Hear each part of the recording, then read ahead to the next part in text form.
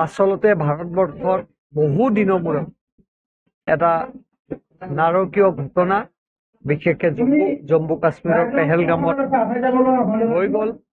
আমি সঁচাকৈ মৰ্মাহত হৈছোঁ, আমি দুখ পাইছোঁ। যিসকল ইতিমধ্যে নিহত হ'ল তেখেতসকললৈকে আমি গভীৰ সমবেদনা জ্ঞাপন কৰিছোঁ আৰু পৰিয়ালক গভীৰ সমবেদনা জনাইছোঁ আৰু তেখেতসকলৰ বিদে আত্মাৰ চিৰশান্তি কামনা কৰিলোঁ।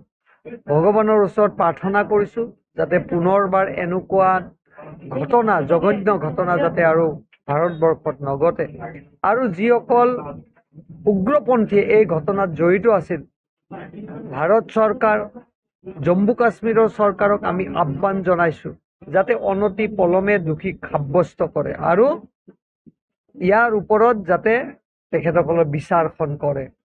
আমাৰ সঁচাকৈ কালিৰ দিনটো আমাৰ কাৰণে এক স্মৰণীয় দিন হৈ যাব, কলা অধ্যায় হিচাপে থাকি যাব আৰু যিসকল উগ্ৰপন্থীয়ে ভৱিষ্যতে যাতে এনেকুৱা ধৰণৰ উগ্ৰপন্থী আহি ভাৰতবৰ্ষত সোমাব নোৱাৰে, সেই উগ্ৰপন্থীৰ ওপৰত অন স্পট যি ডিচিশ্যনে নলয় অন স্পট ল'ব লাগে, কোনো কৰায়ত্ব কৰিব নালাগে, গুলীৰে দিব লাগে। আমি আহ্বান জনাইছোঁ আৰু প্ৰধানমন্ত্ৰী মোদী ডাঙৰীয়াই ইতিমধ্যে কৈছে যে আমি কাকো এৰি নিদিওঁ, আমি তেওঁলোকৰ ওপৰত ব্যৱস্থা ল'ম আৰু আমাৰ প্ৰধানমন্ত্ৰীৰ ওপৰত বিশ্বাস আছে, ভাৰতবৰ্ষৰ সেনাৰ ওপৰত আমাৰ বিশ্বাস আছে আৰু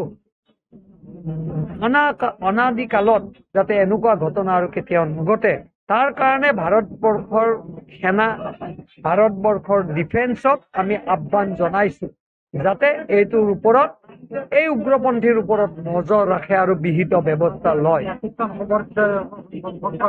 এইটোৱে ইয়াত ISIৰ ওপৰত সন্দেহ হৈছে আৰু আপোনালোকে জানে মেক্সিমাম উগ্ৰপন্থী পাকিস্তানৰ পৰাই অহা 3জন উগ্ৰপন্থীৰ নাম ইতিমধ্যে চিনাক্ত কৰা বুলি কৈছে আৰু নিশ্চয় ভাৰত চৰকাৰে এইটো ব্যৱস্থা ল'ব আৰু অতি সোনকালে ব্যৱস্থা ল'ব, আমাৰ বিশ্বাস আছে। এইটোৱে আপোনাক কৈছোঁ, সেইটোৰো ব্যৱস্থাটো অতি সোনকালে পাব। মুখত দেশ প্ৰেম, কিন্তু ইতিমধ্যে তেওঁৰ পৰিবাৰে পাকিস্তানত বহুবাৰ গৈছে, এবাৰো তেওঁ স্বীকাৰোক্তি দিয়া নাই, মৌনতা অৱলম্বন কৰিছে। যিহেতু SIT গঠন হৈছে, SITয়ে ইয়াৰ ওপৰত ব্যৱস্থা কৰি আছে, অতি সোনকালেও সেইজন ব্যক্তিক ভাৰতবৰ্ষৰ বা অসমৰ ৰাইজে আচল ৰূপটো দেখিবলৈ সক্ষম হ'ব। আচলতে মুখ্যমন্ত্ৰী ডাঙৰীয়াৰ ওপৰত যথেষ্ট বিশ্বাস আছে, আমাৰ ওপৰত ৰাইজৰ এক বিশ্বাস হৈছে বিজেপি চৰকাৰখনৰ। সেইকাৰণে আমি 4টা জিলা পৰিষদত আমি 3টা ইতিমধ্যে জিকিছোঁ আৰু এইটো জিকাৰ পক্ষত আৰু 24টাৰ ভিতৰত 12টা আমি জিকিলোঁ আৰু 12টাও আমাৰ দখলত, বিজেপি আৰু অগপৰ দখলত আহাৰ পিনে গতি কৰিছে।